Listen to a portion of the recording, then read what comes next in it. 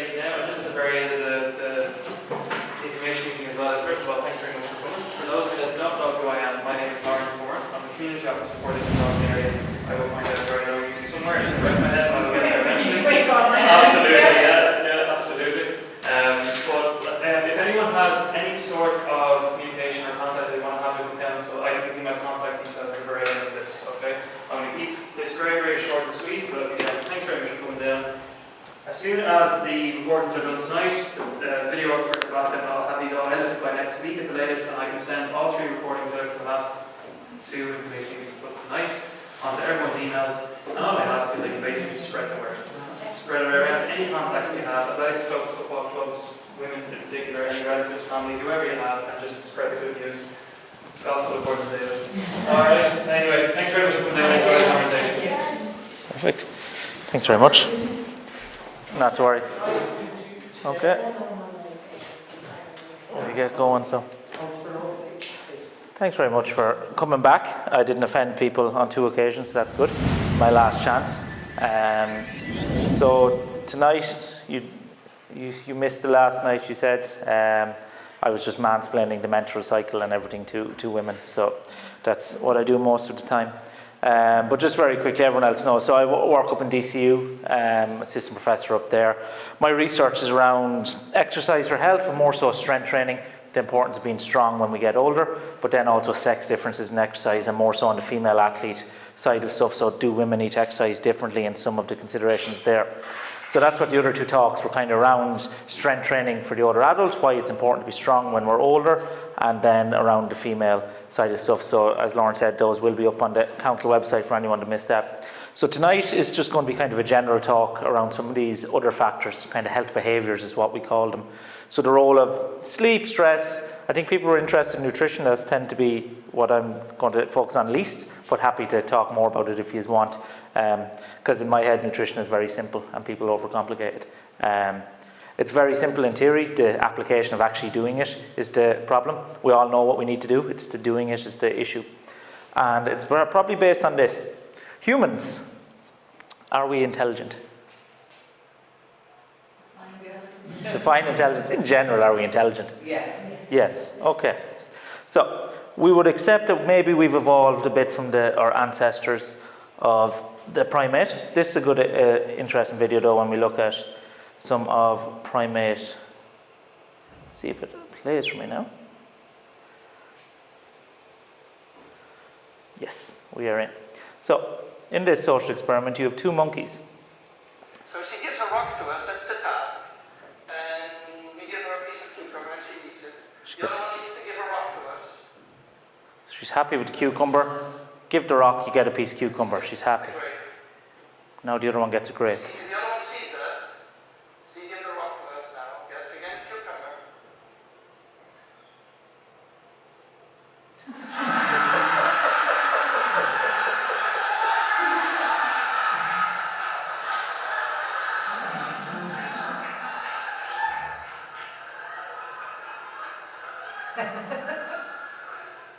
She presses the rock now against the wall. She needs to give it to us. And she gets cucumber again.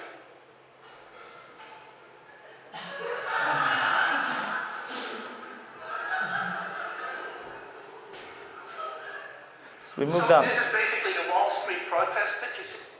So the general concept, humans are similar enough. We're actually quite happy and content unless we feel inequalities going on. Humans are quite content with not having much, but then if they feel they're being wronged and someone else is getting better than them, we get quite emotional. So we're a bit more intelligent than that, I think. Now, you said we're intelligent. Are we rational? And my definition of rational, you said to define, say, intelligent. Do we behave in ways that's based on logic and reason? No. Do we think? No? Like most of us, would we say, the way we act is because we think about it and we make a decision. You know, we think about it, we weigh up the pros and cons, and then we make a reasoned decision. Yeah? Yes, that's kind of best parameters. Best parameters. Anyone drive a flashy car, no? No? Anyone drive a big BMW? Yeah? Yeah. So, does anyone need that kind of car? No. Humans want that kind of car. So that's when we think about need. So, but it's funny how if you buy a car like that, you convince yourself why you needed it. It's very quickly. We're very good at post-rationalising, doing what we want to do and then deciding why we needed to do that. It's like, well, I do drive a lot of miles. I need a sturdy, reliable car. And like, I drive an Octavia. That's a good, sturdy car. But it's interesting when you change the reference. So I looked up, I don't know what type of BMW that is, but model, whatever it is, starts from 61,500, roughly. You can get on the add-on packages though, the comfort access. So just for a little under €1,500, you can get the comfort pack. So a bit nicer handles, extended storage in the pockets, and a heated steering wheel. Now that's ludicrous for most of us. I think we'd say 1,500 quid for a heated steering wheel. But it's very easy when you've anchored at 61,500 to go to 63. You're like, well, it's not that much. Anyone that's ever tried to buy a house will know that kind of way. It's like, we're 400,000 in, what difference make to go to 410, 420? So humans, when we can be manipulated, and this is what advertisers do. Where if my first car, what did I drive? I drove a Volkswagen Polo that I spent €800 on, I think, my very first car. If I had went and said, yeah, can you heat the steering wheel for an extra 1,300, would have been ludicrous. So again, the anchoring. Anyone have an espresso machine at home? Yeah, with the pods? No, the beans. The beans, okay. You've one with the pods? Okay. How do you justify having that? I like coffee. You like coffee. But is it good? Convenient? Does it save you money, you think? No? It's cheaper than buying it in the shop. Cheap. In a coffee shop. That's good. That's actually very true. How much would an espresso pod work out at each? It's about 20 cents, 30 cents. 20 cents compared to what in the shop? Three. So it saves you money. Yeah. Would you pay €45 for a bag of coffee? No. No, that's ridiculous. But that's what you do with an espresso. But that's what Nespresso have done very well in terms of, by doing it in individual pods, you now don't compare it to other coffee. You compare it to what you buy in Starbucks or in Insomnia. So that's just something where if you took the coffee out and went to the equivalent of just 10 grams of coffee per bag in the bag, it would work out at probably €40-50 a bag of coffee. But again, it's just humans are very irrational. And these thoughts or these observations I steal stuff for presentations. The best thing you do is steal. What is it? Amateurs borrow, artists steal. Because when you steal something, you make it your own. But Rory Sutherland is his name. Works in marketing. Very interesting character. Very good in podcasts. But he makes a lot of these observations around human behaviour. And same thing. If we talked about, if I said there's a 90% chance of survival of this operation versus 10% chance you'll die. Exact same thing. But if I say this to you, it's more likely you won't do it. So humans, the way we frame, the way we think about it, does influence stuff. Another interesting thing, if I said to you tomorrow at 12 o'clock, I'm going to cut off all the fingers of your right hand, would you be quite anxious, do you think? Yeah. But what emotions would you go through between now and then? You'd probably, by then, would you kind of come to terms with it? You're not going to look forward to it, but you'll be like, you'll go through your stages of grief and upset and all this. If I said tomorrow at 12, I'm going to flip a coin. If it's heads, I cut off your fingers. If it's tails, you keep them. Which causes more anxiety? The second one. Even though it's 50% chance you keep your fingers. Humans are really good with dealing with bad stuff when there's certainty in it. Uncertainty is what causes a lot of issue for us. So that'll come more relevant later on when we talk about behaviour change. But humans fundamentally are irrational. And you have these models of health. How we used to think about health was very much this what was called the biomedical model. If you're healthy, it means you've no disease. Would we agree? Is health a bit more complex? Yeah. Just because you've no disease doesn't mean you're not healthy. But also, if you're sick, it means that there's something physically wrong, is what we would have used to think. Where now we kind of look at, well, I personally look at stuff through a biopsychosocial lens. And again, this is scientists making things sound complicated. Biology is just you, what you're made up of. Psychology is obviously what you think, your thought processes. And then social, the kind of situation we are culturally and within your society. So the idea is that they don't exist independent, that, the friends you are with or the culture you're in influences how you think, and that can influence your body, and it's all context specific. Now, again, you'll get the slides, but there is some criticisms of the biopsychosocial model. Some doctors don't like it too much because it's hard to measure. But it used to be this idea, and we talked about this before, that if you experience pain, pain's a good way to think about it. So if you have pain, it means there's something wrong. It's a signal that something is going wrong. But how we think, or how we're, the cognitive state we're in, the social setting we're in, can make a difference. How I say this, and again, we're all adults here. So for example, if you grab, can the same stimulus cause pain and not cause pain? As in one context it's painful, in another context it's not? Or is it pain is pain? No, I think it depends. It's all about context. Such as? Alcohol. I think Oh yeah, that's true, it's numbing, but I was thinking more so of the cognitive state, but I suppose that is cognitive state, you're right. Slightly inappropriate, but the best way I try to tell this to people is, if you pull someone's hair, it's quite painful for that person. In another context, people pay to have their hair pulled and quite enjoy it. So it's one way to think about it. Same thing, if I went up and shouldered someone, it's quite painful for them. If they're in a football match and they're in that, and they're prepared and they're in that aroused state of competition, they don't feel it. So again, the state you're in.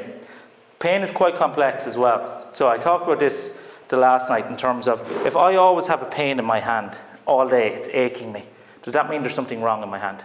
Do we think at a tissue level that there must be something wrong in there somewhere, bone, ligament or something, and we go to the doctor and we are physio, it's like, try find out what's wrong.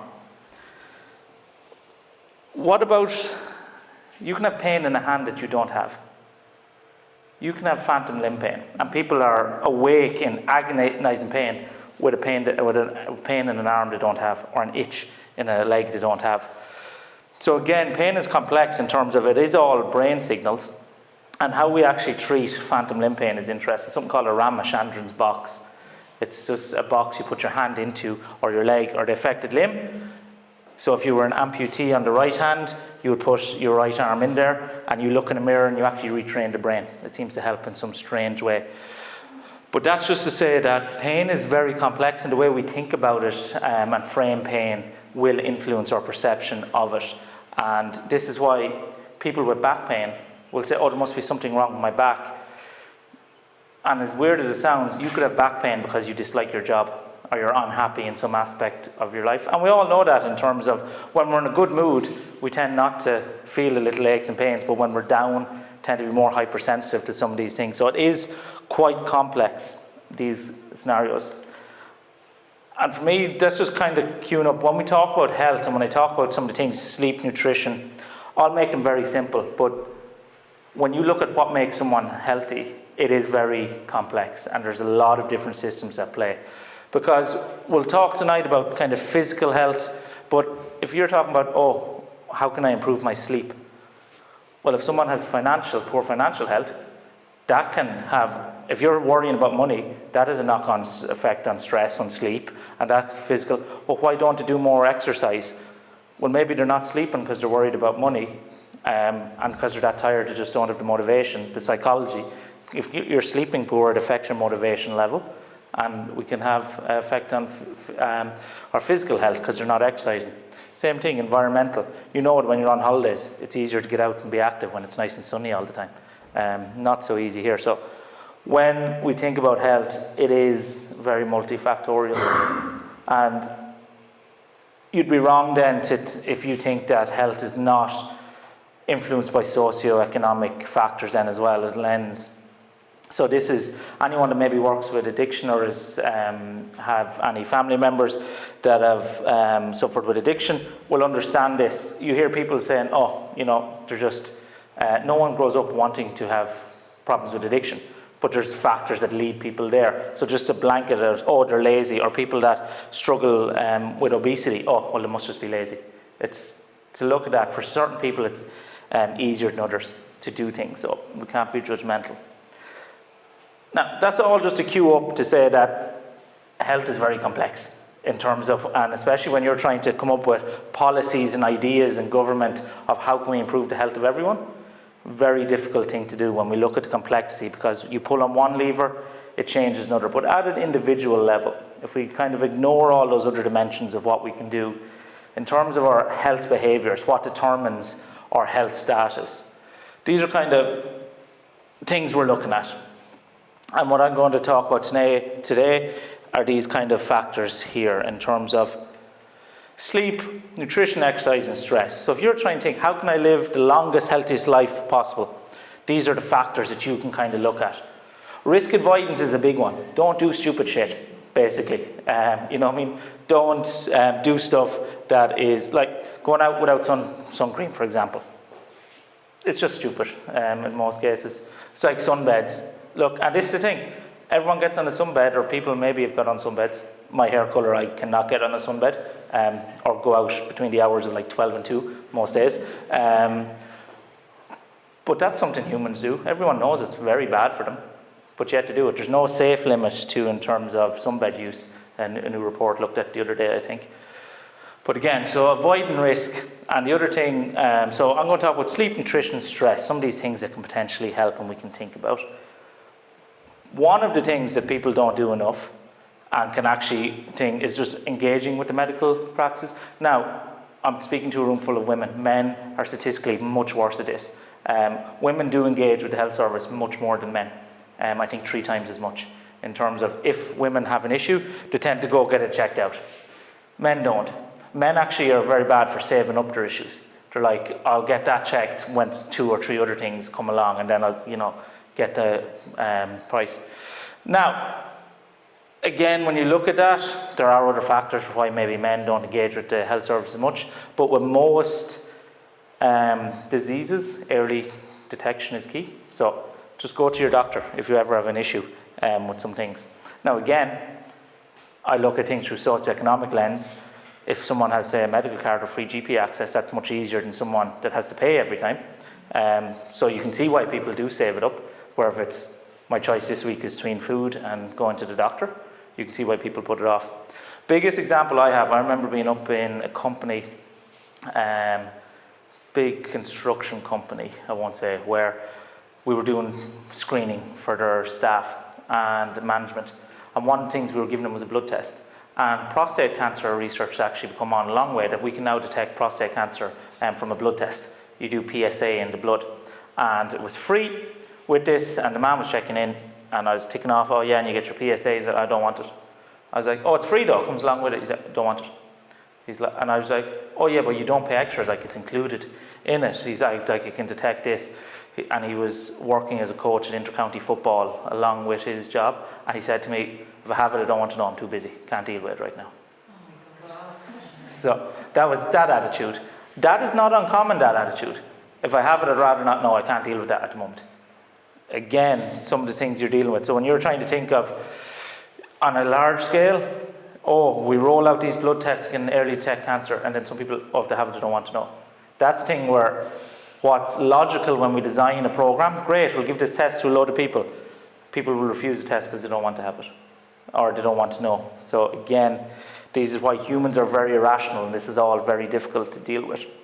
But now, let's just get into some of the stuff why people maybe can. And if there's some repeat of the other talks, I do apologise. But, well, let's see what you learned week 1. How much exercise should we do? Oh, it's like being back in school now, isn't it? It's like 5 40 minutes exercise a week or something. Kind of, getting there. I always say to students in university, it's like, people try to be nice to you, say there's no wrong or stupid answers. There are, but you won't be judged for them. Well, no, you will be judged for them, but not in a mean way. But that's close, that's not far off. Yeah. So, if you were to look up WHO website, World Health Organization, which every other country essentially just takes their recommendations and copy and pastes it into their own documents. But they would say that adults 18 to 64 years of age do at least 150 to 300 minutes of moderate to intense aerobic exercise a week. Or if you're going really hard, 75 to 150 minutes of vigorous intensity. Now, everyone can do that, or you might hear that as 5 by 30 minutes, maybe is what you heard per week. 30 minutes a day, 5 days a week. Now, the problem is with the guidelines, people don't know what moderate to intense is. This. So generally, moderate intensity, we tend to do a heuristic around a talk test. If you're walking along, you can hold a conversation, but it's not the easiest. You have to take a breath every so often. Vigorous, you can't talk while you're doing it. You can't hold a conversation, essentially is a gauge. So people are very good at getting that. A lot of people forget the second half of the guidelines, and that is the strength side of things. And that's what week 1 I talked a lot about. So for most adults, at least twice a week. For over 65, at least 3 times a week. Working on strength exercises, balance and strength through resistance training. So resistance training, again, doesn't have to be complicated. If it's weights, brilliant, but it can be your own body weight. It can be resistance bands. The idea is you're working against something, trying to get stronger. The goal is you're trying to get stronger. So that's what resistance training is. So at least 2 to 3 times a week for most of us. And then we did talk about why we should exercise. And I sum it up in the word adaptation. So, anyone ever hear of Hans Selye by any chance? Doubt it. Physiologist back in the 1920s, 1930s kind of era. He just did awful things to rats, basically. That was his job. He just used to starve them, put them in hot, put them in cold, just see how long it takes a rat to die, basically, under different conditions. Ethics has come on. It's actually easier to do, it's tougher to do stuff to rats now than it is to humans. You'll get away with a lot more in human trials than working with rats is very difficult at the moment. It's a nightmare in terms of the paperwork you would need to do. But basically, he came up with something called the stress response, and his work looked at that. Basically, he was looking at the hormones, what happens, fight or flight kind of idea, when you stress out an organism and how long it takes them to die. Very interesting research. This is just an aside in terms of how complex some of this stuff is. So all rats that are used in studies essentially come from the same rat, they're genetically engineered, but you can engineer them that they have, you might have heard the microbiome, the gut bacteria, you can engineer them that they don't have that. And in UCC, they did the research. If you put a rat in water, treading water, you can test how long the rat will fight for before it gives up and allows itself to drown, essentially. Rats without microbiomes give up a lot quicker than rats with microbiomes. So in terms of, there is this idea of gut-brain axis and this kind of thing. It's just an interesting aside. But again, imagine telling people, like, what do you do for work? It's like, I drown rats. It's near like smothering pigeons. But he came up with this idea, again, horrible graph, but that's all exercise. And they took his ideas and said, that's kind of like exercise. You're going along normal, you put a stress on the body, because that's all exercise is. We put a stress on our body. You're more tired after the exercise. And the idea is you recover and you get fitter. You're at a higher level. And the idea is if you get this balance of stress right over again, you stress the body, you're a bit tired, you recover over time, your body gets better. Because that's all our bodies are ever trying to do, is adapt to our environment and the stresses we placed on it. You think of it, if you get cold, you shiver to try to get warm. If you get warm, you start to sweat to get cold. Your body's just always adapting. We're very good at adapting to our environments. But that's all exercise is. We put stress on the body, and we hope that the stress is applied in a way that we get better over time. So what type of exercise should I be doing? So there's 2 main types you can call it, the aerobic or the cardio exercise, where running, cycling, walking, whatever it is, and then the strength stuff, where you're lifting heavy stuff. Again, I don't think of exercise in all that different ways, because it's all just muscles. Everything we do is just muscle contraction. And depending on how we contract those muscles, the way we do it, some of them tend to lead to those muscles getting stronger, others tend to lead to, the heart needs to work harder to deliver more oxygen. But it's all just muscle relaxation, muscle contraction. So movement is important. But there is this thing called the SAID principle. We put stress on the body, and depending on the nature of that stress, because the thing is, muscle contraction, if you think about it, if I, walk like this with a heavy weight, with 100 kilos on my back, heavy weight, the legs get probably bigger, stronger. If I just walk with no weight on my back, but for 5 hours, I get fitter. But it's the exact same movement, exact same muscle contraction, But the difference is, one is low intensity in terms of the amount of stress, but it's long duration, where others high stress, short duration. And this kind of sums it up. These two boys are identical twins. So they're genetically the same. One of them, you know, this in, say, whatever year in the 1970s, picked up a bodybuilding magazine, got obsessed with bodybuilding, went that way. This guy, he was a marathon runner actually. I don't know what would interest you to get into that crack. A self-hatred maybe, or some sort of self-loathing.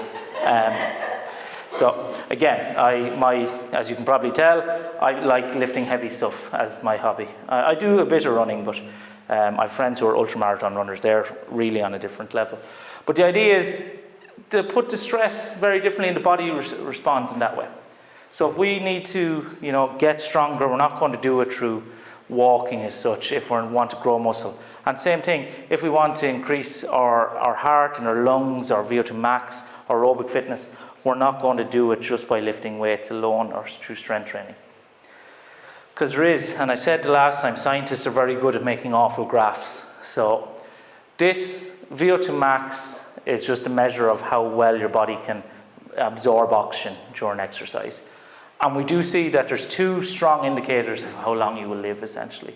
And VO2 max is probably one of the strongest indicators of how well your body can take in oxygen, your heart can transport it around the body and use it. So we see people with lower VO2 max tend to die quicker or have a higher instance of mortality.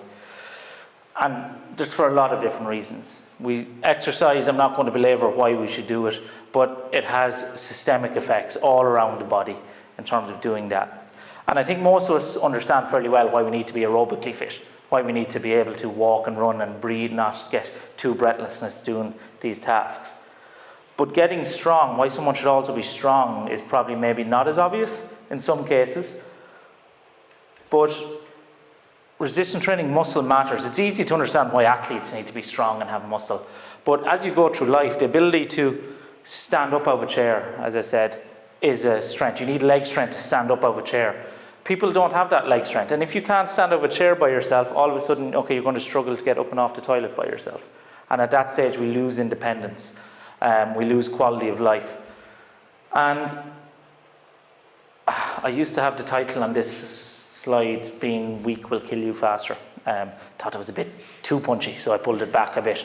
But we see that when we measure people's strength levels, those who have the highest level of strength also have the lowest risk of dying or contracting disease then as well. So if we were talking about, you know, what's just indicators, if you were saying health markers when it comes to physical fitness to predict how long you're going to live and your quality of life, it's, well, how aerobically fit they are, how VO2 max. And if any of you watch maybe Operation Transformation or Doctor in the House, you'd see them in the lab in DCU where we put the mask on them and we test their aerobic fitness. And then Niall would usually be testing their strength then as well, maybe hand grip strength. With those two numbers, we can predict very well in terms of people's mortality risk. So, but then the question is, well, what should I do? Should I focus on the cardio side of thing or the strength? And people love setting up these little kind of binary situations where, again, an awful graph, but this is just called a hazard ratio. So basically, if you don't meet the exercise guidelines, that's your risk of dying, essentially. That's the mortality risk. We see people that meet that 150 minutes a week have a 16% reduction compared to people who don't when it comes to their mortality risk. We see people, interestingly, that don't meet the aerobic guidelines but do their 2 or 3 strength training sessions. They reduce even more. They have 21% reduction. So that's when the question is, well, should I focus on strength or aerobic? Well, if you can only do one, I would advocate more towards the strength side of things. But as you would imagine, people who hit both have the largest reduction there.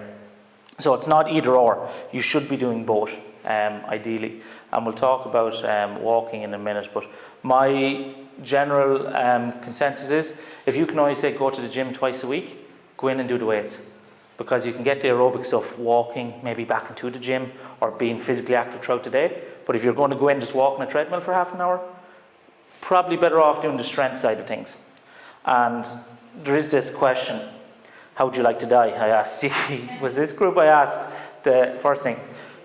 Anyone want to say? Anyone that wasn't here, how would you like to die? Heart Huh? In your sleep. In your sleep. I think we'd all probably agree, wouldn't we? So sudden death is what you're looking for. Yeah.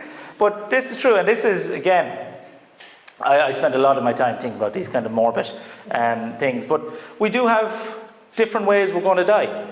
Ideally, most of us do actually want to die of sudden death, that we're going along, function is great, and then sometimes in our old age, we just don't wake up. That's probably the best way to go. The other way, which probably second best, is a terminal illness, a short terminal illness. You're going for most of your life really well, and then you have 2 bad weeks and you're gone, or something like that. What most of us don't want is maybe sustained organ failure, where you have 10 years of, ups and downs in the function, your quality of life is not great, and then you end up dying. Or frailty, where you have 20 years of not that, you're frail essentially, where you're not functioning very well. Because we're all going to end up here at the end. So when we look at how we get there, most of us actually want to function really well, and then just one day at whatever age, people are trying to live to 150 is the new thing, is the thing that they'll get to. You do have certain people that dedicate their whole lives to living as long as possible, these longevity people, and sacrifice it, everything else for it. Which I find strange, because think of it, if you were one of those people that you engineered everything to live to say 150, you have to watch everyone you ever knew or cared about dies. Like, what, at the end of it, it's like, nah, is it worth it at the end? It's like, yeah, you know what I mean? You have no friends, yeah. And to be honest, if you're sacrificing so much to live that long, you probably don't have friends anyway. Yeah. So, but how we end up there, you think of it as how we age essentially, because we're born, we grow, and then we age. And as we age, we slowly, people would say, we're all dying, just at different rates, essentially. But you have that normal aging, and if you do positive things, exercise, sleep, get stress under control, all that kind of stuff, we probably age better. You live longer, live better. You do the bad things, you smoke, you have poor sleep, you don't eat well, you accelerate quicker. So everything we do kind of sways us one way or the other. So it's just something to think about in terms of the motivation side of stuff. But interesting, something that people maybe overlook is the effect of walking. So again, hazard ratio. But we see people that walk at least 6,000 to 7,000 steps a day. It comes down, it's halved. We get it down. Everyone's heard of 10,000 steps. Do you know where that comes from? Japan, yeah. It was a pedometer salesman in Japan. I forget whatever word they had on the brand, kind of 10,000 was a nice way to market it. So it wasn't based in science, it was just a nice round number. But we tend to see, now you see the risk does start to come down from like 3,000, so it's not a case like, oh well, I'm never going to hit 7 or 8, I may as well not bother. No, if you start at 3,000, but that walking, that being physically active every day in just terms of walking around, we do tend to see a lower risk of mortality as we get older. So that's why my argument is, do the strength training, but keep your step count up, as we try to be active during the day. Because we have this thing of what they call active couch potatoes. People that go exercising hard in the morning for an hour and then sit around for the rest of the day and don't move. That's not great either. We need to be regularly physically active. So when it comes to exercise, the essentials, and again, any of these lectures you could talk for days on it. Generally aim for a high daily step count. Maybe get a dog, a yappy dog that you have to bring around the place or something like that, can be done. But a handful of times a week, do some sort of exercise that gets you breathing really heavy. That VO2 max that we talk about, that maximal ability, well, if we're not stressing the body to get there, to force the body to breathe really heavily, we're not going to improve that. So most of our exercise should be, moderate, going for walks, but a handful of times a week, do something that makes you breathe really heavy. So if that's a hill and you're like, okay, for the 200 meters, I'm going to try walk up it as fast as I can, that when I get to the top of it, I'm breathing really heavy and I have to slow down. Or on that walk, when you reach a hill, you push on, that you get yourself for a couple of minutes really breathless. A handful of times a week. Engage in strength training exercise, and little and often is beneficial. So it does all add up. Do I have slides in it? So there's a very good woman, I think I might have slides in it towards the end. Diane Cooper's her name. I think Dr. Diane Cooper. She works with EduFit as her company down with Laois Sports Partnership. But I was speaking to a woman the other day and she was telling me about it. They have the boil the kettle challenge. I don't know if anyone ever heard of that. But it's exercises where when you're waiting for the kettle to boil, you do certain exercises. And make it easy. So leave something that's a bag of potatoes or something like it beside the kettle or near it. How long does a kettle take to boil on average? 2 to 4 minutes, depends on how much water you've in it, I suppose. But you can have a bag of potatoes, or if you have the 10 kilo bag with the strap on the top, and while it's boiling, you're going to stand up with it. Start with a small bag if you need to be. Over time, can you lift it up into your chest, and maybe you sit back into a chair and you stand back up with that bag of potatoes. And if you do that every time you're boiling the kettle, if I was doing that, I'd be squatting the bag all day. I'd drink an excessive amount of tea and coffee. But little things like that can all add up. But if you leave something like that, maybe around the house, some sort of weight or some sort of, if you had a kettlebell or just something around the house, and get into the habit of, every time I walk by it, I'll pick it up. You know what I mean? Unbalanced lifting is very good as we get older. So in terms of the ability to stand with a bag in one hand, it's kind of pulling us, and walk around. So every time I pass that, I'll just pick it up and go on. Little things like that can make a big difference. So when it comes to strength training, as I said, a lot of what I do is on the female side of stuff. And there are some barriers. So what is stopping you going to a gym and lifting weights? How many people do go to a gym and lift weights regularly? Go to the gym, I don't lift weights, so Why? I have back problems, so. Okay. We had this conversation. Yeah. We had this conversation. And It's like like, this Yeah. kind of weight, and the weight every knee replaced, some bit right. That's okay. Fear, yeah. Yeah. I was going to say, if you look at the evidence, what is the best for knee pain and back pain? It's strength training. Yeah. I'm in the physio during the week, so Yeah. I have to take it easy, so I Okay. start with the gym. Good. But it's these type of things, these barriers, and there is just a lift there. So these are different ones we hear people call, or women say, in terms of how to do it. And the big thing, I've put stars beside a few of them. I will look silly and uncoordinated. I don't feel comfortable around men in the gym. I look weak compared to others. I've put stars beside those for the simple reason I think they're not valid. Well, no, sorry. I get warned not to dismiss people's feelings. Don't dismiss people's feelings.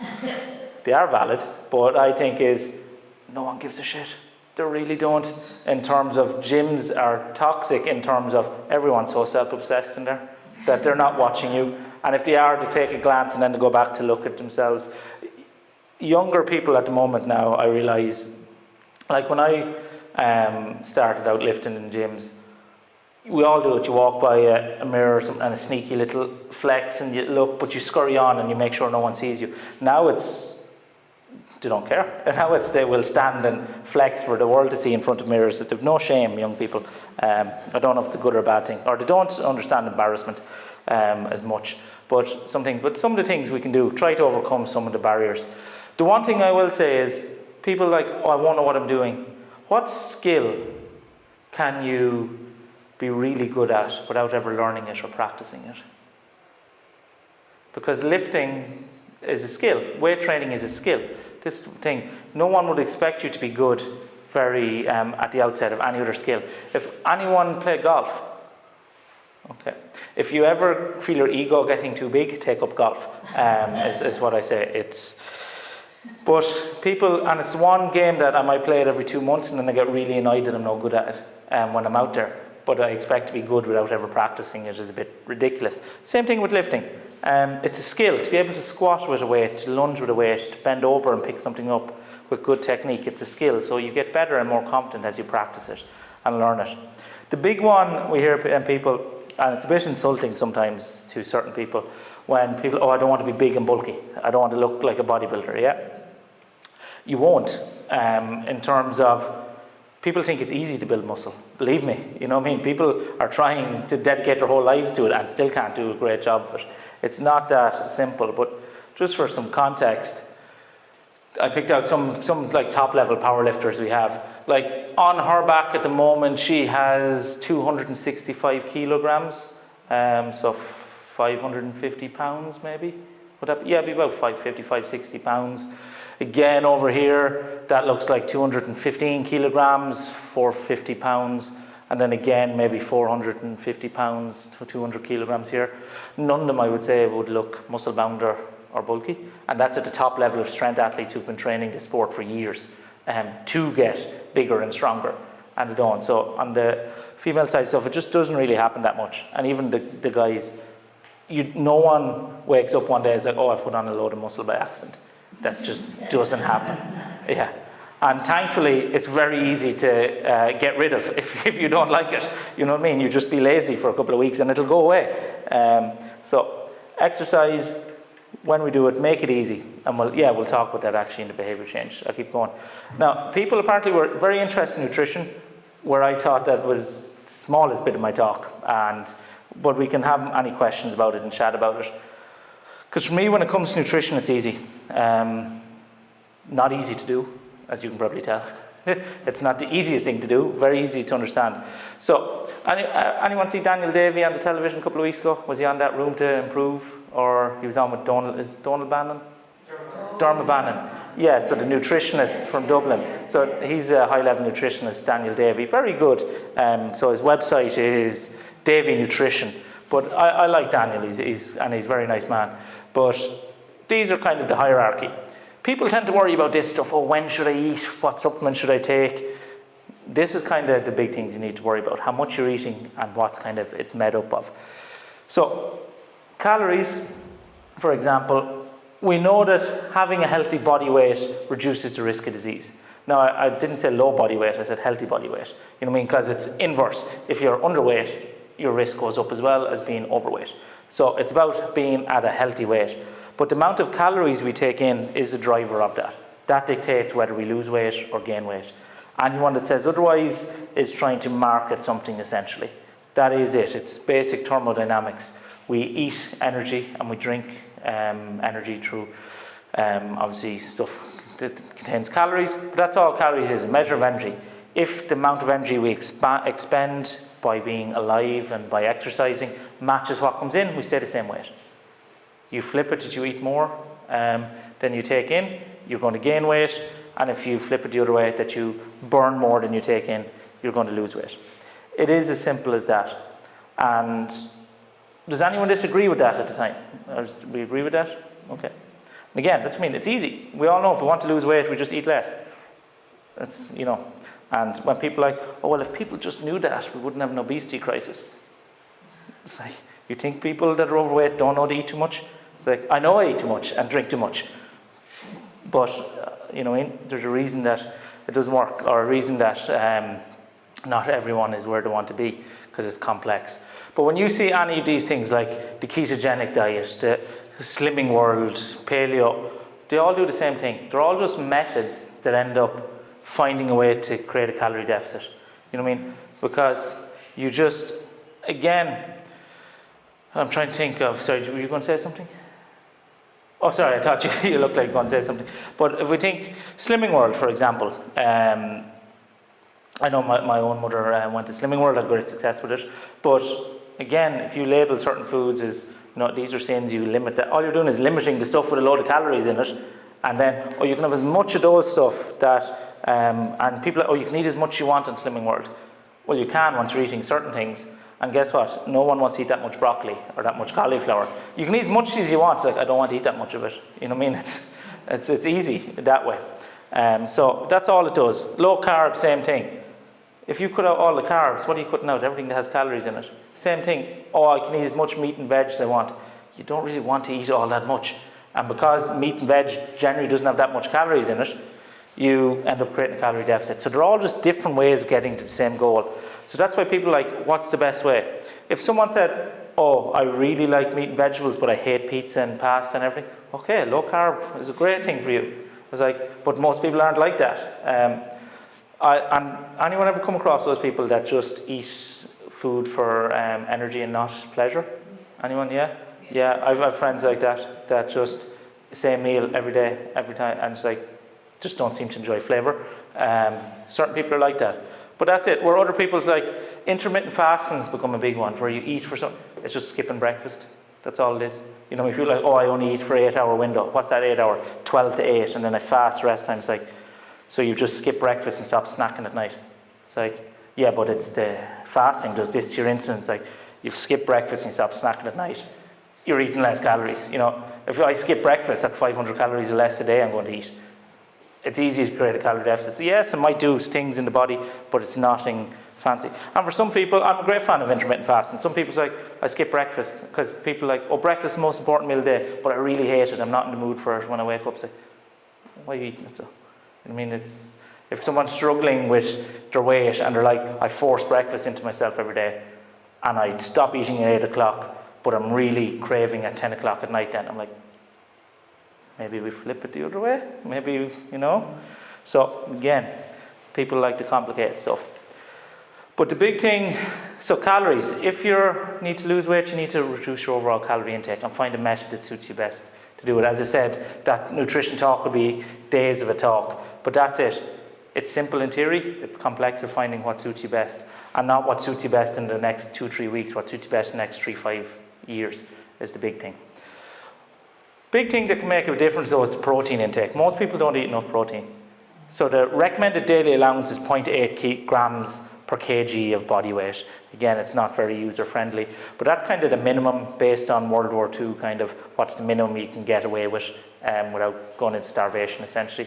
That's what most of the recommended daily allowances are. It's what's the minimum you should take in without getting sick.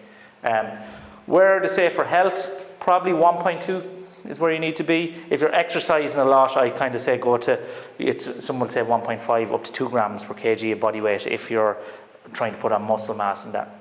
But so for example, all that means is if you weigh 70 kilograms, 1.2 times your body weight would be you want 84 grams a day. If you're exercising a lot and feel that you're always sore and not recovering as well, maybe go to 1.5, which is 105 grams a day.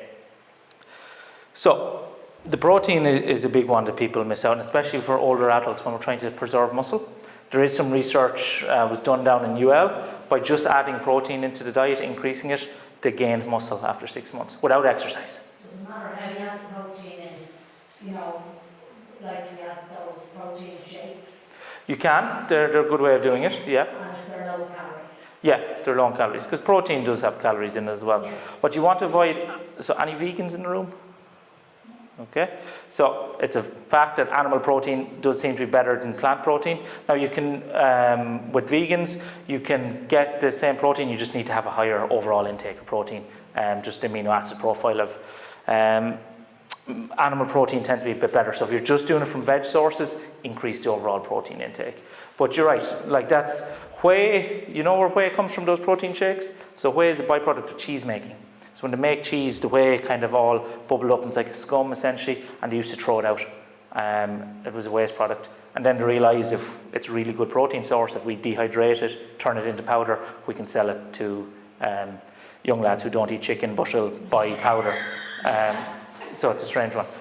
The protein, it's not that difficult to get protein throughout the day. So this is what I see. Say if you were aiming for 100 grams of protein a day, and that could be a good starting point. It's like, that's what I want to get, 100 grams of protein a day every day. This is where someone might go and like, okay, I'm going to have 2 eggs, a bit of toast for breakfast, one of these tuna salads handy for lunch, and a chicken breast with dinner. That ends us at 61 grams of protein. Not the worst, you know what I mean? That's getting you to your RDA if you're 70 kg. You can get the protein drinks, you say the powder, that's grand, that's quite expensive, the powder. You can get the protein drinks like Connecticut are like €3, 3 something. Go to Aldi or Lidl, how I would recommend. So yeah, so 2 eggs, eggs are about 7 grams each. So like 2 eggs and toast, about 15. I'm not counting the bread or that. So 15, 21, and about 25 grams in a standard chicken breast, give or take a few grams. That's what I would add in to that very quickly. These protein yogurts you get in Aldi, you know these, you might see them. They're like protein pouches. I think they're like 120 a protein pouch. So they're, again, I'll send the slides on and the links. But they're 25 grams of protein in a little yogurt pouch. And it's handy. You could even not have it with breakfast as a snack in mid-morning if you wanted. A quick way to get the protein in. And it's cheaper, it's not too bad. And then they actually do a protein drink for relatively cheap. That's 35 grams of protein. So that could be something, if you were doing well and you're like, just by adding the 2 of those things in, maybe as snacks or along with the breakfast and the lunch, you double the protein intake. So that's, for €3 a day maybe, you're doubling your protein intake. So Aldi, Lidl have their own version, but you'll get those protein yogurts there. Now they do have a lot of like protein pancakes and protein, they're all scammy to be honest. Yeah, but the yogurt, it's good high quality protein. And this is what I can never understand when even have more protein milk, the little carton you can get, it's like 30 grams of protein for 160, 170. I have students in university, I see them buying a protein drink for 350 and right beside it is like the 160 and same thing. And even when you point it out, you're like, no, I'll just go with this. It's again, irrational. They're like, the protein that I pay 350 for is better than the one I pay 160 for. It has to be better. You know what I mean? And it is. It's that one's from a supplement company. It's like if you have a bad headache, you're like, if someone comes with you with the knockoff Tesco's own brand paracetamol versus Pandol, if I give you the choice, which are you going to take? You're going to take Pandol. Exact same thing in both of them. But you're like, I have a Pandol headache, not a Tesco headache today. So you need to take it. So again, we see this. Humans are irrational. That's the problem. So that's nutrition for me. Biggest things, if you get your calories right in terms of what you're taking in, that's going to dictate if you lose weight or gain weight. And when you gain weight, you can gain fat or muscle. If you lose weight, you can lose fat or muscle. That's pretty much it. So the calories will dictate whether you go up or down. Whether you exercise and your protein intake will decide whether it's fat or muscle you gain or lose. Now, if you gain 10 kgs in a week and you're exercising really hard and eating protein, that's not muscle. You know what I mean? There is a limit. But when you lose weight, your body is going to say, I can lose fat or lose muscle. We want to keep as much muscle as we can. That's important.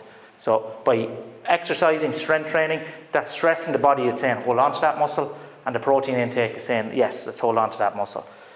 If you get your calories and your protein intake right, or even if you just get your protein intake right, that's all you take. It's like, for the next couple of months, I'm going to try every day. Because people go good for a day or two and then they lose for a couple of days, or get into the habit of adding even just one of these to breakfast every day. You will see a big difference. Because people are not too bad at lunch and dinner with the protein. Their breakfast tends to be poor. It's like porridge or something like that, which is fine. But if you add that in now, it's a protein breakfast. So if you can nail the protein and the calories, everything else tends to take care of itself. Once you're eating enough veg. We all know that in terms of eat veg. It used to be 5 portions, now it's 7 portions a day, they're saying. But just eat a lot of veg, as much as you can. Go to Slimming World, eat as much as you want, once it has no flavour. There was something recently, because my fiance's granny is on Slimming World, and the app now, and I have to scan stuff in for her so she can see the sins in it, and like the logic behind certain things, like that has no sins, but if you do that to it now, it has 10 sins. Noodles or something, I don't know, something strange. The apple, I think. Oh yeah, apple is fine. Put in a saucepan, heat it up, now it's 10 sins. Do you think that's kind of unhealthy as well, though? When we talk about like health being this kind of multifactorial thing. To demonize food? Yeah. Oh, very much so, yes. Yeah. Good and bad food. Food is food. Humans shouldn't put judgments on it. There's something that I would have made up a couple of years ago where I had I had a graph in terms of nutrient density, say along this, which is no nutrients at all, no vitamins or minerals, loads of vitamins and minerals, and then calorie density. No calories, lots of calories. So you think you can then put food in kind of 4 quadrants. If you have food that has a load of vitamins and minerals, but very low calorie, that's your fruit and veg. That kind of stuff. Loads of nutrition, very little calorie. You can have loads of nutrition and a lot of calories, like an avocado or something like that, or fatty kind of things where there's a lot of good stuff in it, but a lot of calories as well. You want to limit that stuff. Eat as much of this as you want, limit that stuff. Then you have low nutrition, low calorie, Diet Coke. Have as much as you want. There's no calories, but it's not really in it, so it's not going to make a difference. It's inert, what we call it, that. Have as much as you want along the bottom.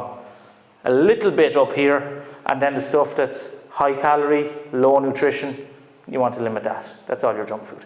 Limit that. But again, if you view that, none of it's good or bad. It's just, and again, if I'm a performance, so I'm working with an Olympic level swimmer, they cannot sustain performance off this stuff.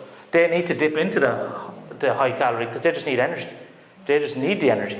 So for their goals, their situation, that's a better way, a strategy to do it. For someone that's trying to lose weight, that's not a good strategy to go. So it's again, everything. There's no good or bad food. There's just foods that will make life easier or more difficult for you. But like portion control is a massive thing. Portion control is massive. Like I would have done slim word and Weight Watchers and heard all about sins and all that kind of jazz, but and you need so much of this, but I think everyone, including myself, like you'd have a big plate of vegetables, but as time goes on they get smaller, the plate stays big, but it gets... Yeah, and when you measure out portions to what they actually should be, and again, I think that's ingrained in us in terms of, how many parents have done it? We've probably done it, well, I'm not a parent, but we've done it as parents in terms of, you're not getting up till you finish that dinner.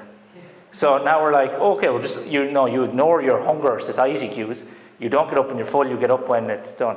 And it's like, you eat at the same time everyone else eats, which again, it's complex, because then, what are you expecting, say, a mother or father who's stressed to do? So cook at 5 separate times? That can't be done either. So again, it's complex. But yeah, there's portion things, the big thing. Like the biggest thing, it sounds stupid, buy smaller plates. It does make a difference. Just buy smaller plates. Because if we have a bigger plate, again, this is irrational. How many people would feel uncomfortable if they had a plate there and when I put the food on it, it was just kind of all in the center and there was a big ring around the plate? You'd feel kind of uncomfortable, wouldn't you? You'd like, ooh, that's irrational. It doesn't make sense. Where if we put it on a smaller plate and it fits the plate, oh, that's nice, it looks better. So again, these different things. Humans are very irrational. The other evening, again, it's very, I was going to say a very personal example, it's not. We were changing the duvet sheet on the bed and or duvet cover. And it was like a flowery design, but the top of it was kind of a pinky reddy colour and the bottom of it was grey. And Isha said to me, do you want the grey or the pink side up? I had to think for a good while. I was like, genuinely, I did. And I was like, put the grey down, the grey will be warmer. I was like, if the grey is facing, how many people would have went grey facing down? Grey facing down. Yeah. Because in my head, that's warmer. I was like, that'll be a warmer duvet if the grey is facing down.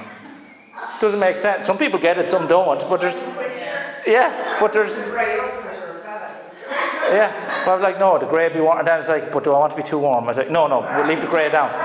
And then she's like, why did I ask? Yeah, why did I ask? But that's it. And see, I was happy with the duvet whatever way until you give me a choice. Don't give me a choice. So a lot of time, again, when we're trying to do this ourselves, take choice out of the equation. Because now, you know what I mean, if you can do it, that you're taking choice out of the equation, it can help a lot of time. But again, humans are rational, so make it easy for yourself. Sleep. Won't go too much into it, we're coming up on time, but again, we see people that sleep 6 to 8 hours tend to die less. Now, again, it's inverse. You sleep less, your risk goes up. If you sleep like 9-10 hours a day, again, this is kind of the complex system.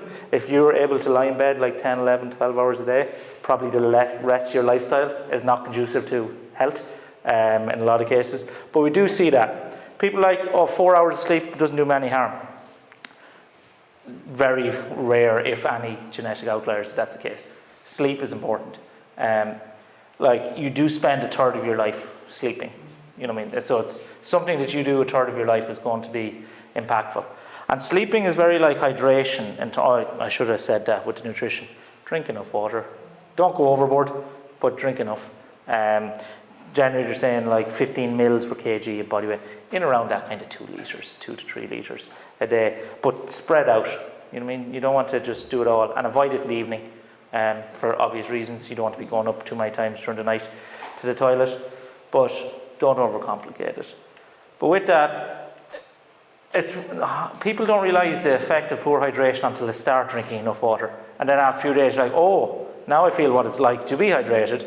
I didn't realise I was in a deficit. Sleep is the same. You don't realise how much of effect it is until you start having good sleep. So it's similar enough.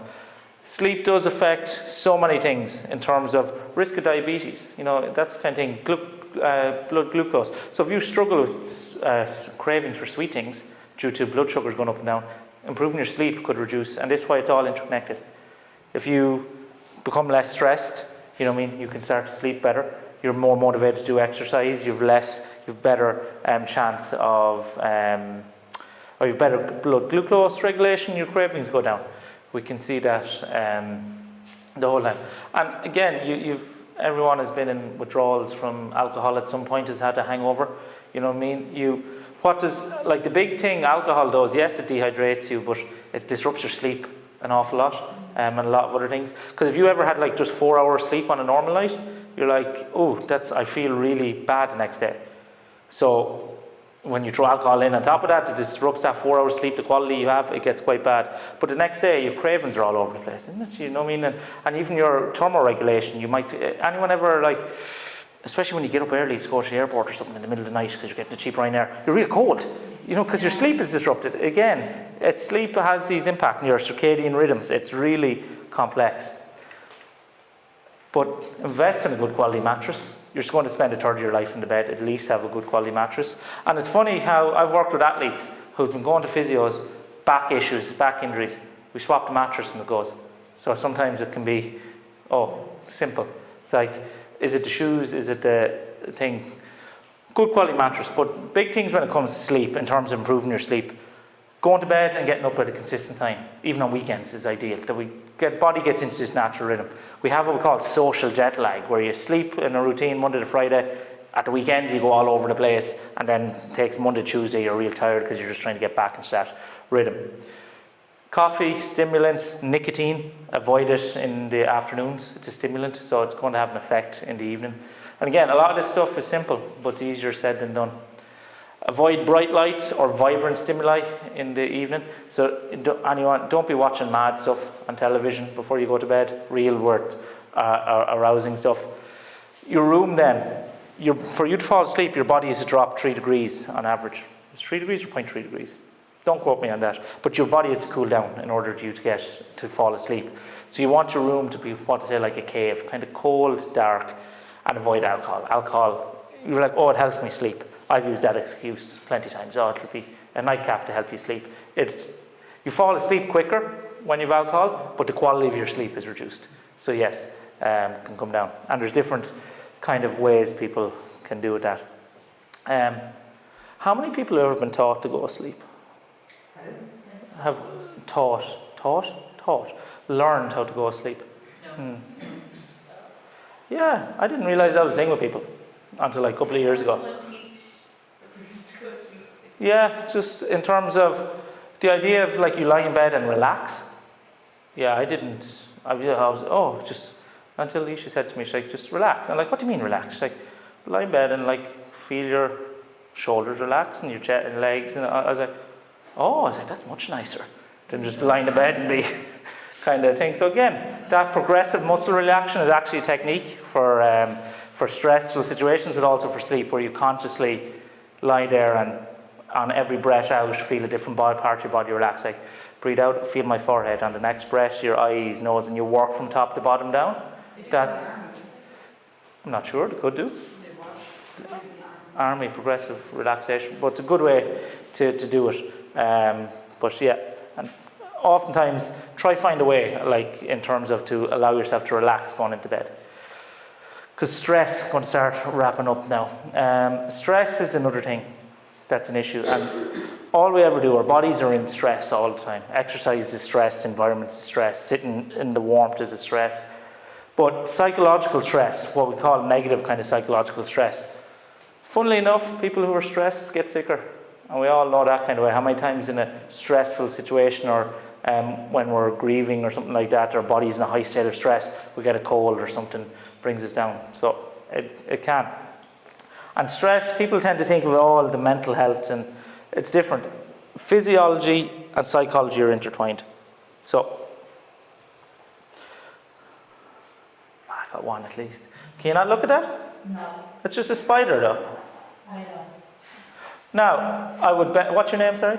Liz, Liz. I bet at the moment now, Liz is just getting a psychological stimulus.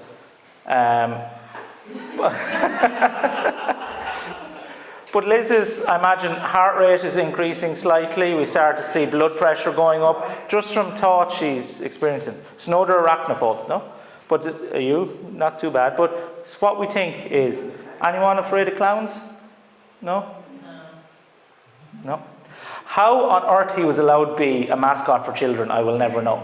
That is terrifying. Ronald McDonald shouldn't be allowed near kids, shouldn't be allowed to be a mascot. Okay, I'll turn it off, Liz, okay? It's gone. But that's it. Psychological stress can have it. The last night I picked on someone, I said I was going to invite them up to speak to everyone and talk for 60 seconds about their favourite film and why everyone should watch it. And you could see people get, start to blush. But again, it's the psychological stress. The last night I talked about like the effect of head lice and exercise. You know, head lice? Yeah, exactly. Now, why are you scratching your head? Because you thought about it, but you actually feel things. So again, our psychology and our physiology is influenced. And this is when I talked about, when we talk about placebo effect in medicine, and this is why what we think can influence what we do. So if we expect to feel pain, we're more likely to feel pain, and all these type of things. So it is very complex. My own head is itchy now.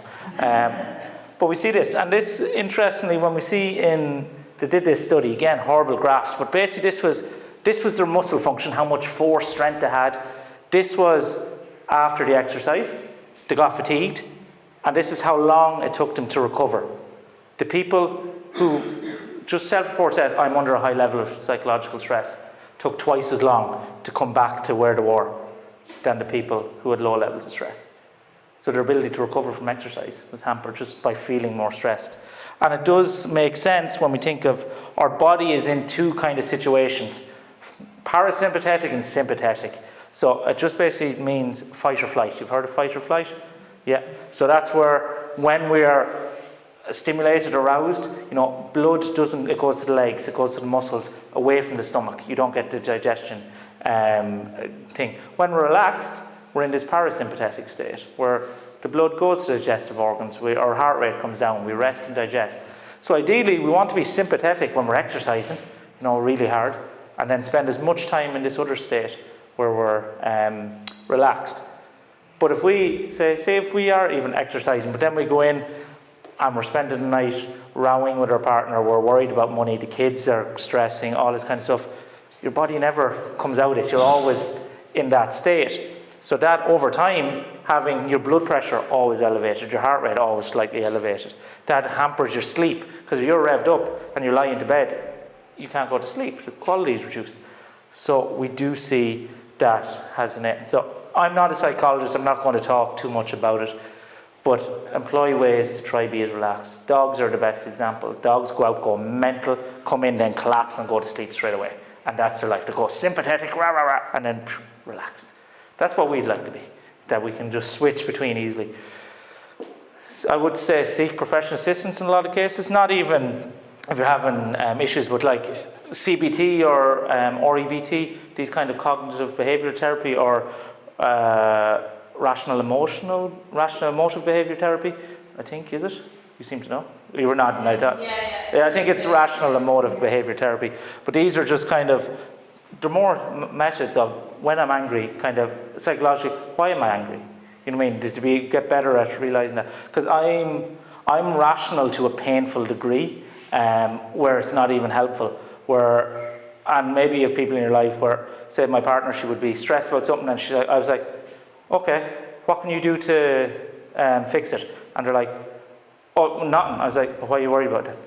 You know what I mean? I was like, is there something we can do to fix it? No. Okay, well, there's no point worrying about it. It's out of your control. Now, that's the way I think about it, in terms of that is painful. Yeah. Or we're like, I got penalty points last week for being on my mobile phone. Very, very bad. While stopped at a junction in a long line of traffic. No, it's grand. I paid my fine. But kind of, she was like, oh, you're really angry. I was like, no, there's nothing I can do about it now. Where that's kind of, my emotional level is I don't go too high, but the counter is I don't go too low. But I don't really get excited too much about stuff, but I don't really then go down. We call that radical acceptance as well. Oh, is it? Okay, well, that's what I am. It's like, nothing I can do about it now. You know? Oh, okay. It's very frustrating for other people who are not wired that way. Yeah, it's like, why are you not angry about it? It's like, what's anger going to do about it? You're not adding extra suffering to the problem.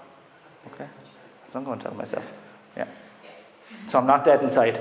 No, it's just you're not Close. radically accepting what happened to you. Okay. Well, that's the way I am. Very infuriating for people that are not that way inclined.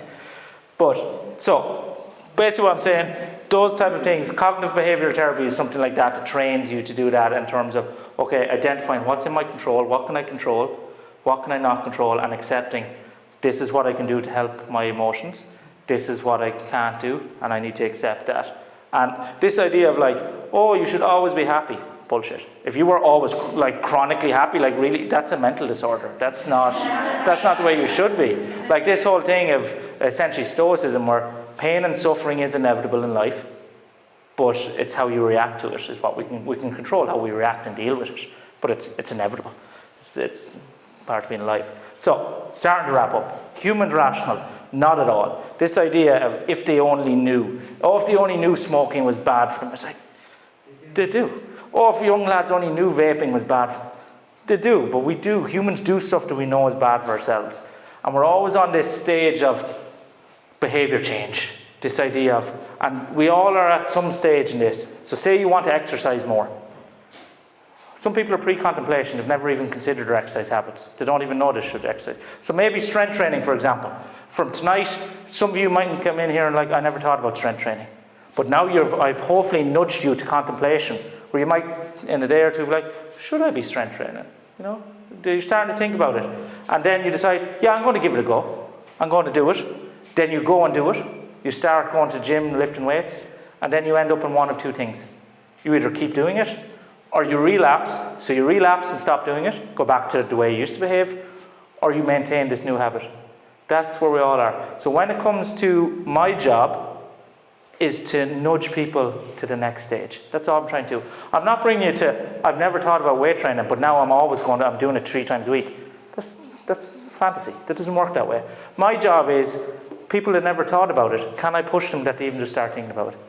And this could be, for the next couple of months, they're just in this stage. And then who knows, they might go back to here and they're like, oh, just forget about it, don't deal with it. But that's my job. And that's where you think, where are you in that stage? How can I nudge myself along? Where do I need to be? Because when we look at it, again, this behaviour change wheel is what to call it. This is what government policies, a lot of them are based on one's health promotion. Very complex. But basically it means, when we look at all the ways people change behaviour, we need to change one of 3 things. Capabilities, opportunities, or motivation.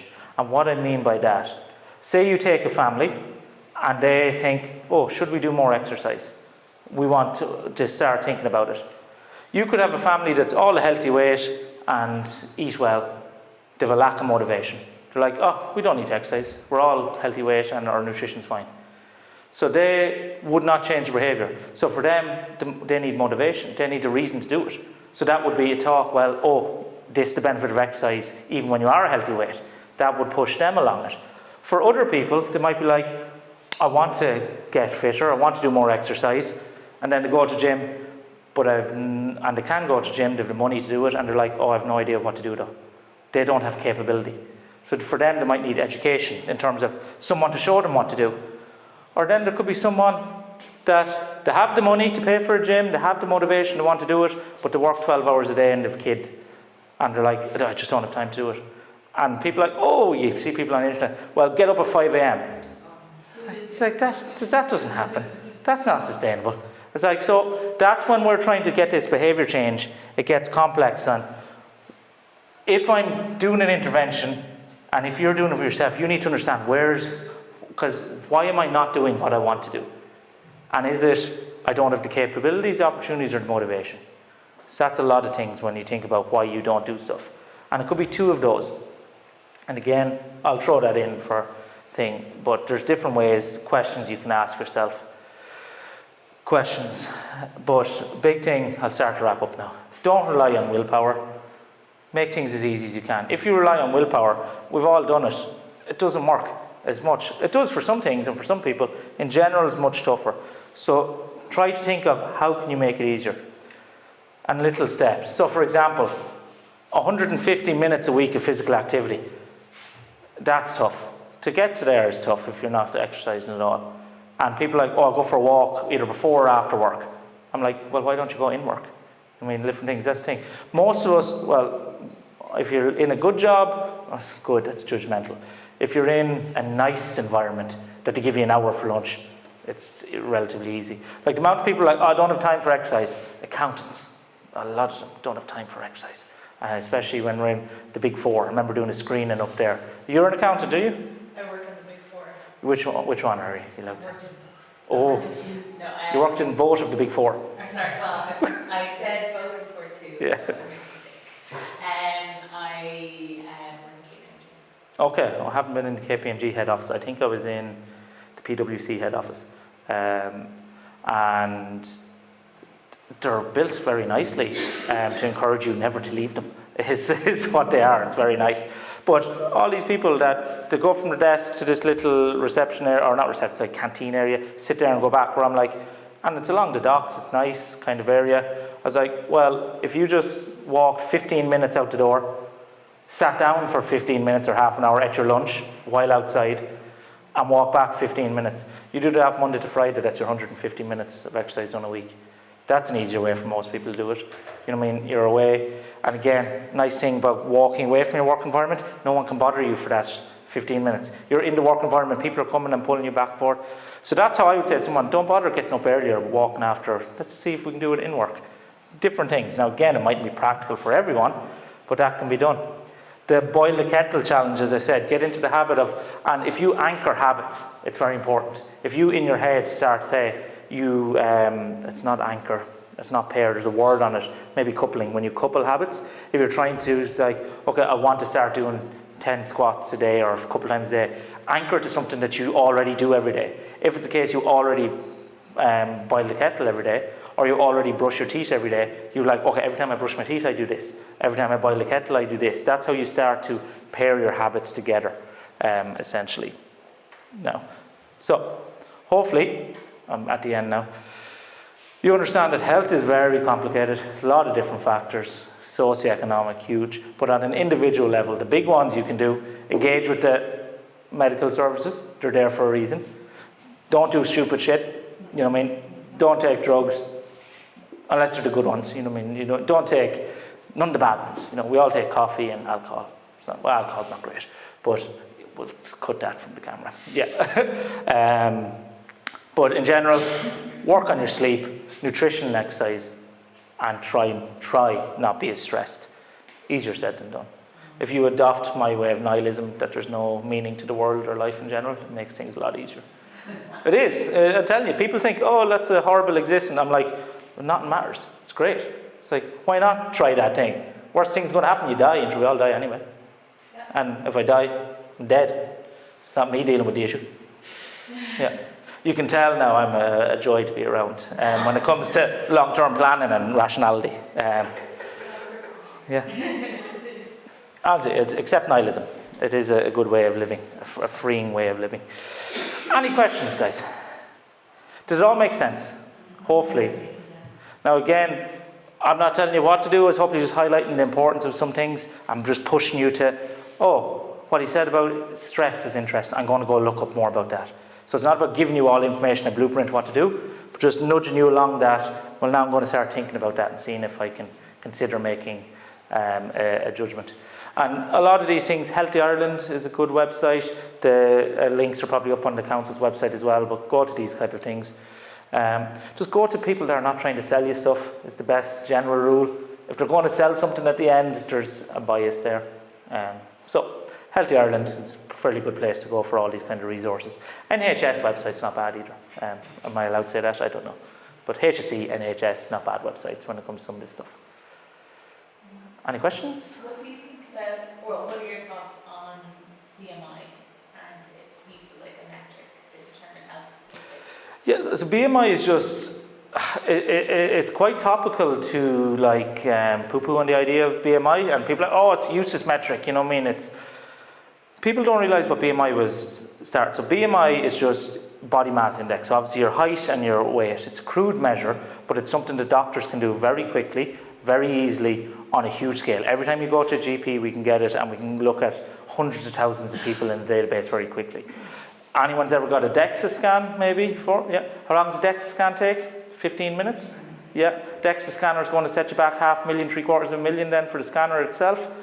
Not really feasible to do a DEXA scan on everyone in the country. So, and what we see is at a population level, that graph I show is BMI. People with high BMIs on average have higher risk of disease and death. People with low BMIs.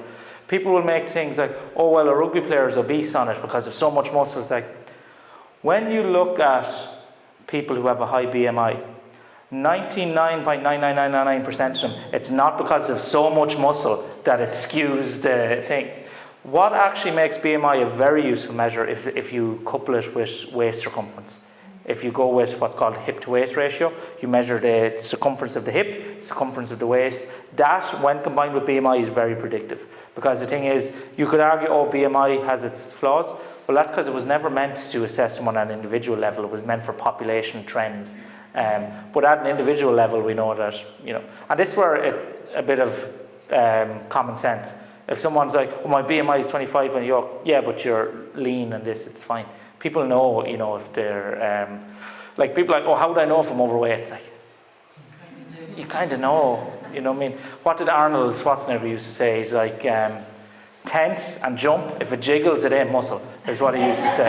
Yeah, but BMI is fine, but when you couple it with the waist, because if your waist, like around the belly region, is bigger than your hips, above 1 kind of ratio, it's different for men and women. No one has a belly out there because it's all muscle. It's a simple way of thinking it. So BMI, it's, again, there's no such thing as a bad tool. We won't judge a good or a bad. It's the context it's used in. If someone went in and said, oh, all you rugby players are going to drop dead because that's a bad way of using it. So again, BMI, there's nothing wrong with it. People vilify it and try to say it's useless because they don't understand why it was devised or the appropriate way to use it. That's why it is kind of like a hot topic at the moment. But Oh yeah, people on TikTok love to say that kind of stuff. TikTok, people who have no Yeah. learning to say, That's because the problem with expertise, true expertise sounds uncertain. That's the problem. You ask a true expert a topic about a question about any kind of proper complex question, they're going to, first of all, sit in silence for a little while, think, and they're like, yeah, well, if you consider it this way, it's that again, people don't like that. Where if, like, Donald Trump, whatever you think of him, he says mad stuff, but he says it with certainty. Versus if all the people that try to debate him are like, well, you need to think, that doesn't sell. You know what I mean? Where if someone all the time, no matter what they're asked, they answer quickly and confidently, I would question they know what they're talking about, because you can't be confident. Because when you go deeper into a topic, the more you learn about it, the more complex it becomes, not easier. For visceral fat, is that like, obviously, is it a combination to get rid of that through exercise and obviously diet, or was it mostly the diet will affect that, which like Both, yeah. So visceral fat, for anyone who knows, the fat that's around the organs. Subcutaneous is the fat that kind of sits on the skin that we tend to see. So visceral fat around the organs is more dangerous in terms of health risk. Pardon me. So fat distribution is an interesting one in terms of there is genetics to that, where some people just naturally say hold all their fat in their legs, or if they gain weight it goes all to the legs and the upper body stays lean, or vice versa. You can't control that. That's just genetics, and that's the way it goes. Same kind of thing with when you lose fat, where it comes from. Some people will lose more. You're generally going to lose more subcutaneous because you just have so much more of it. But the rate at which you lose the visceral, it's dependent. You can't say, oh, well, if you do it through nutrition, because your body's just losing energy. You know what I mean? And it's going to make up the energy shortfall. So you can't target one more specific than the other. To the best of my knowledge, anyway, I don't think you can. But again, exercise is my main area. Nutrition, if I'm open to correction on any of the in-depth kind of complex nutrition stuff. Anyone else? Any other questions? All good? You're raring to get home? Lift everything in sight? Perfect. All right. Cheers. Thank you, guys.